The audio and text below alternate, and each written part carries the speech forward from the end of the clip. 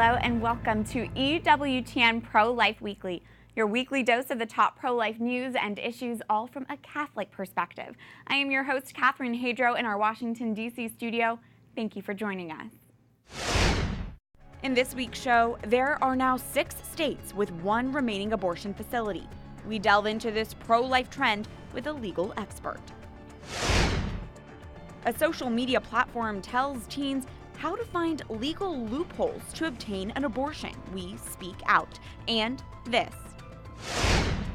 It takes a village to raise a child. And at our center, we like to say that it actually takes a kingdom. A Christian pro-life leader in Ohio shares how she's breaking down barriers to build a culture of life. But first, our top story, Planned Parenthood announces it will forego its second largest source of federal funding rather than comply with a Trump administration pro-life policy. The nation's largest abortion provider announced it will withdraw from the federal Title X family planning program, ending its access to upwards of $60 million a year. Planned Parenthood said it's pulling out rather than abide by the Trump administration's Protect Life rule, a policy barring Title X fund recipients from referring women for abortions or from co-locating with abortion facilities. Enforcement of the pro-life policy will start September 18th. This announcement came as Congress is away from Washington, D.C. for its annual August recess. Shortly in the show, we will be joined by a pro-life expert from the Susan B. Anthony List for analysis on this top pro-life news. But now we turn to my recent conversation with Tennessee Senator Marsha Blackburn, who says even though Congress is away, it's important we stay on top of the pro-life issue. Here is our recent interview. Joining us now from Nashville, Tennessee is Senator Marsha Blackburn. Senator, welcome back to the show. Good to be with you. Thank you. You are joining us from Nashville because Congress is in the midst of its August recess, which is when Congress takes one of its longer breaks from Washington, D.C. But Senator, from your perspective, is this still a time when pro-life constituents can utilize to reach out to their lawmakers and voice their support for the life issue? They should be utilizing this time. We are all over the state, and yesterday we were on the Plateau. Today we're in Middle Tennessee. So yes, indeed, your viewers should be reaching out to their members of the House and the Senate, because this is the month when they are in the state every single day. They're working corner to corner of that state. They're holding town halls. They're speaking to different groups and organizations. So this is the time to catch them out and about. And I tell you what, I was at a county fair and there were thousands of people there. One of the #1 things that people talked about was, thank you for putting the emphasis on pro-life issues. Keep up the good work.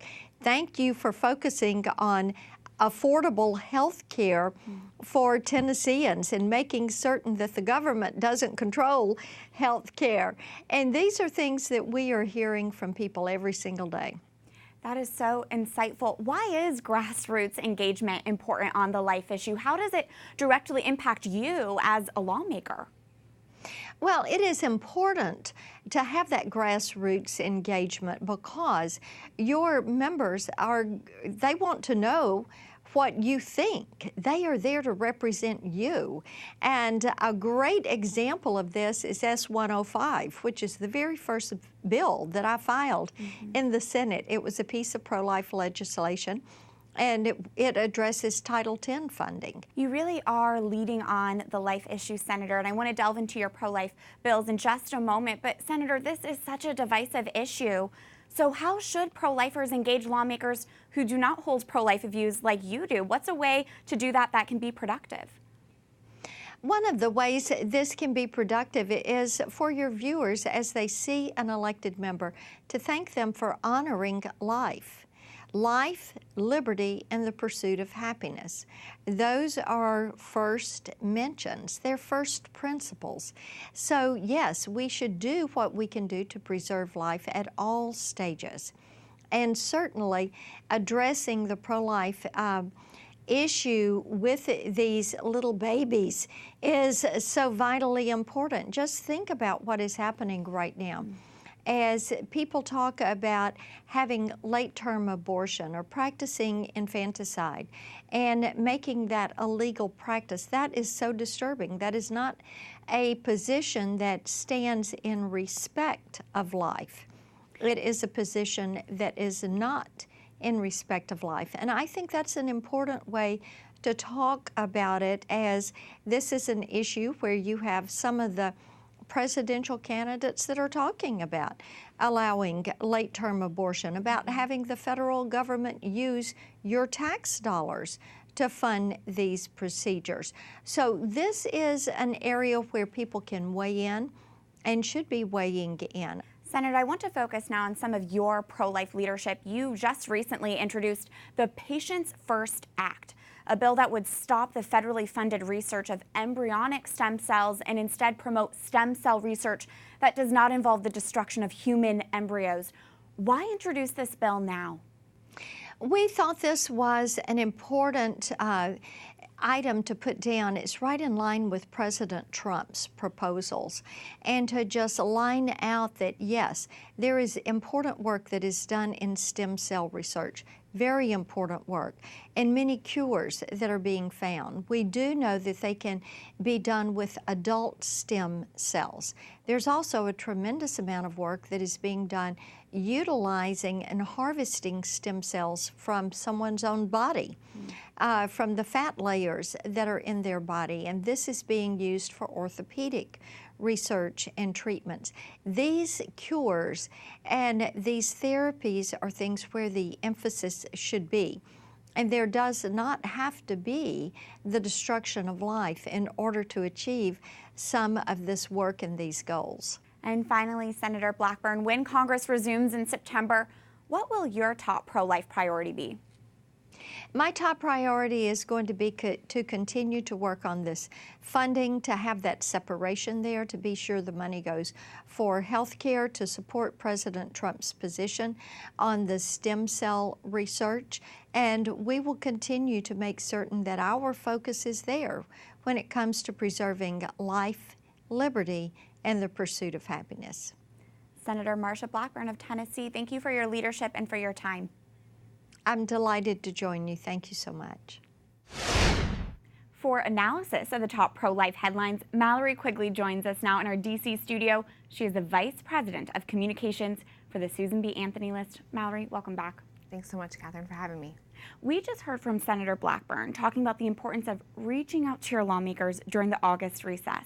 From your group's grassroots perspective, what kind of impact can that make? Right. Well, it's always important for legislators to hear from the people they represent, whether they're here in Washington, D.C. or at home in their district offices. One of the things that we've heard over the years from legislators and people like Congresswoman Marilyn Musgrave, our vice president, who you know, is that when the district offices, so back at home, start to get a lot of contact, that really bubbles up quickly to Washington, D.C. Perhaps the hustle and bustle of, the day-to-day here in Washington, that some contacts from constituents can get lost, but when you're contacting the district office, especially in great numbers, they're really listening. And a lot of these senators and members of Congress, they're going to town hall events while they're home in the district, they're walking in parades, they're meeting with constituents, and they're spending more time among the people. So when they hear in that moment from their constituents, it's really important that you support this pro-life legislation. It can have a stronger impact than, say, just an email. When Congress does resume and these lawmakers are back in D.C., what do you expect the pro-life priority will be?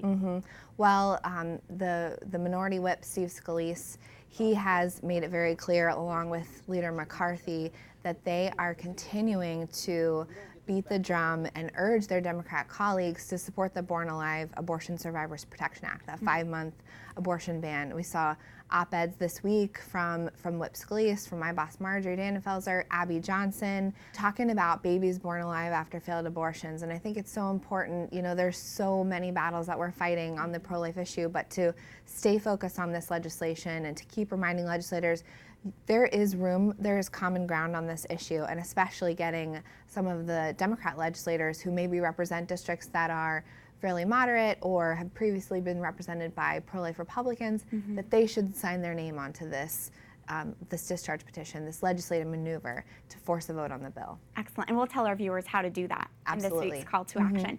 Now I want to turn to some major news. Planned Parenthood is leaving the Title X program over the Protect Life rule. How big of news is this? This is a huge bit of news, Catherine, and a huge pro-life victory. This is Planned Parenthood's second largest source of funding, and what Planned Parenthood is doing is revealing their true colors. They are giving up money that was intended for preventative health care services because they want to be able to push abortion on women that come into their clinics. And so this absolutely underscores their role as the nation's largest abortion business, and it's dealt them a significant blow. So I think that this is a huge victory. We have much to thank President Trump for carrying out this administrative rule. And we've gotten exciting news from the Ninth Circuit Court of Appeals, which is a very unexpected place to get good news. They're notoriously liberal, but they're going to allow the rule to be implemented. They denied Planned Parenthood's requests for an injunction while the litigation goes forward, and we have great hopes that the Supreme Court's going to uphold the law because of the precedent set by Russ versus Sullivan, which was a very similar case under President Reagan.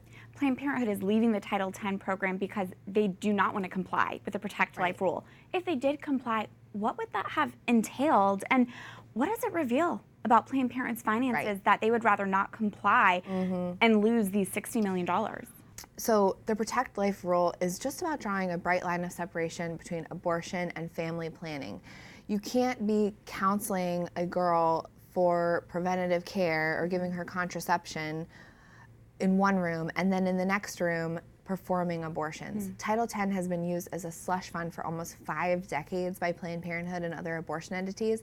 They can use this money for advertising, they can use it to pay the rent, to keep the electricity on. So it's really a money is fungible situation where we're giving Planned Parenthood this extra cash and they're using it in their abortion enterprise. Now, I've seen a lot of news stories that are talking about how Planned Parenthood is going to have to dip into emergency funds to keep providing health care that for women clients that would be Title X clients.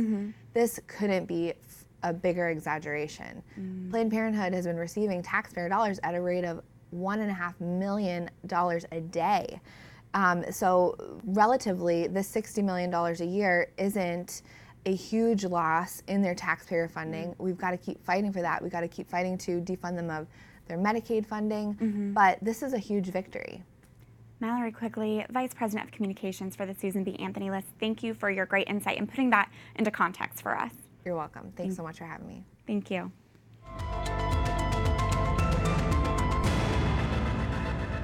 It has been 6 months now since House Minority Whip Steve Scalise filed a discharge petition with the hope to force a House vote on the Born Alive Abortion Survivors Protection Act. This bill would require babies who survive abortions receive necessary medical care. And the petition is just 17 signatures shy of forcing a vote on this common sense bill. So even though Congress is away for its August recess, the pro-life movement should still be using this time to speak up on this. And that brings us to this week's call to action. Call your U.S. Representative's district office and urge them to sign this Born Alive petition. Again, it only needs 17 more signatures for the House to vote on this bill. To find the correct phone number for your member, we've made it easy for you. Just go to prolifeweekly.com. You can insert your information so we can provide you with the correct phone number and even some talking points if you're not sure what to say on the phone. This is the first time in EWTN Pro-Life Weekly's history we've made the call to action a phone call. But this is important. When you call your member, it goes a long way and has less of a chance of getting lost in all the other email messages in the district office. To have the greatest impact, we encourage calling your member's district office during the day and after 10 a.m. Again, we've made it easy for you. Just go to prolifeweekly.com. We'll tell you your representative's phone number and even some tips on what to say on the phone. This Born Alive bill is literally a matter of life and death for abortion survivors. Let's make sure our voice is heard so their lives are saved. Turning now to our next segment, there are now 6 states with only 1 remaining abortion facility. Kentucky, Mississippi, Missouri, North Dakota, South Dakota, and West Virginia each have just 1 abortion clinic operating within their borders. Missouri's sole remaining abortion clinic may soon close. It's in the midst of a legal challenge after the state's Department of Health and Senior Services inspections at the clinic discovered deficiencies, including multiple failed surgical abortions. And Arkansas may soon become the 7th state with 1 remaining abortion facility, pending whether its recent pro-life laws go into effect. Joining us now to discuss this trend and its legal repercussions is Steve Aden, Chief Legal Officer and General Counsel at Americans United for Life. Steve, welcome to the show. Thanks, Kathy. Glad to be here. First off, what do you think is behind this long-term trend of diminishing abortion facilities? Well, first of all, Planned Parenthood versus Casey in 1992 was a Supreme Court case that said states have more authority to regulate abortion like any other outpatient medical procedure. A lot of abortion facilities just could not comply. They could not provide basic, safe and healthy environments for their patients, so they just closed or went by the boards. That's been a big part of it. Other large trends include the growth of the pregnancy center movement, alternatives to women who need them at a time like that. Most women who know there are alternatives and support choose not to have an abortion. And then, of course, there's the whole phenomena of sidewalk witnessing, sidewalk counseling, 40 Days for Life. The incredible presence of God's people in front of these clinics has made a huge difference. So I think it's a confluence of factors. But also, overall, there has been a real strong drop in just the demand for abortion. Culturally, we're more pro-life now than we have been since Roe versus Wade. And the abortion rate, the number of pregnancies that end in abortion in America, is the lowest it's been since 1972, the year before Roe versus Wade. So that's all very good news. We often hear abortion advocates argue that having just 1 sole abortion facility is unconstitutional or an undue burden. What's your response to that? Yeah, my response to that is that actually you have kind of Darwin working against you for, because the last abortion facility in one of these 6 states often tends to be the worst one left standing. So I'll give you an example. In Mississippi, you have Jackson Women's Health Organization. Until recently, there were 7 abortion facilities in Mississippi, and they closed one by one for nefarious reasons. One of their abortionists was a convicted child molester. Another one lost its license because of malpractice, and so forth and so on, until you get to the last one, Jackson Women's Health, which is so bad, it was sued recently by a former abortionist who sued his prior employer, the owner of Jackson Women's Health, and alleged that she had created an unsafe abortion facility. That's just one example. In Mississippi, 2/3 of all women in that state go out of state to get an abortion, even though 2/3 of all women live in Jackson. It's that bad. It's bottom of the barrel. Right. And so, contrary to what the abortion industry would like you to know, the last abortion facility left standing is often the bottom of the barrel. Women deserve better, much better than that. The Missouri case is particularly interesting because there's this sole abortion facility remaining, but it failed a health inspection. What should we know about this case? The thing you should know about Planned Parenthood St. Louis is that it has sent over 70 women straight to the emergency room in the last 10 years. And that's coming from an industry that says in all of its court papers that abortion is safe, that complications are rare. The truth is it has sent over 70 women straight to the hospital from that Planned Parenthood in St. Louis over the last 10 years. That's awful. Women deserve good health care, not butchery like that. And so I'm hopeful that the health authorities in Missouri can do their job and that the courts will let them shut that awful place down. Absolutely. And Arkansas might soon follow suit and be the 7th state to just have 1 abortion facility. And it may. And that's another example where Planned Parenthood in Arkansas claimed that it couldn't comply with a transfer agreement requirement, meaning that abortion facilities had to be able to directly transfer a patient to the hospital in an emergency situation, like those over 70 women in Planned Parenthood in St. Louis. Now they're even fighting basic outpatient health and safety regulations. They're saying, well, we don't need to be able to admit a woman to the hospital, even though their sister corporation in St. Louis has sent over 70 women to the hospital in the last 8 years. And our publication, Unsafe, chronicles thousands of abortion center health and safety violations with hundreds of abortion facilities across the country.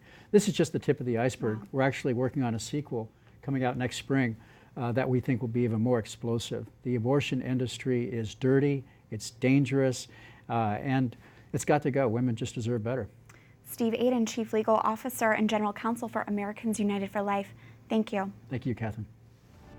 When we come back, I realized, through that experience that we're not going to effectively change the culture if we're only talking to pro-life people. we'll introduce you to an Ohio pregnancy center building up the kingdom of God by building a culture of life. Stay tuned as EWTN Pro-Life Weekly continues after this break.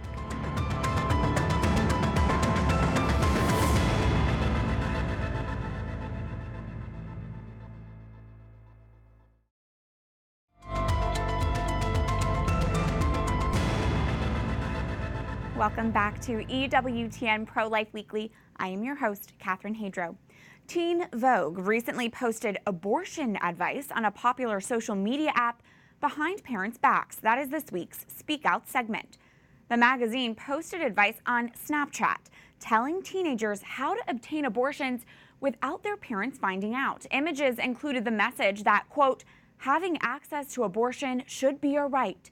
Teen Vogue shared tips on how minors can find legal loopholes to circumvent some states' parental consent laws. Snapchat is a popular messaging app that lets users exchange pictures and videos meant to disappear after they're viewed. It's incredibly irresponsible for Teen Vogue to release this abortion propaganda on a social media platform many, if not most, American teenagers use. They are encouraging minors to seek abortions, despite 37 out of the 50 states having parental consent laws. By telling teens how to bypass state laws, Teen Vogue is encouraging risky behavior, treating abortion as if it's some casual option with no lifelong effects, and pitting child against parent. It could not be any more obvious that Teen Vogue doesn't actually care about the well-being of teenagers. They care about propping up the abortion lobby. Remember, there is something you can do to counter today's culture of death by following this week's call to action. Go to prolifeweekly.com to find the telephone contact information for your lawmaker's district office. Call your representative's district office and urge them to sign the petition calling for a vote on the Born Alive Survivors Protection Act. While the abortion issue remains one of the most divisive topics in this nation, one pregnancy resource center is dedicated to breaking down barriers. Here's this week's Pro-Life Focus.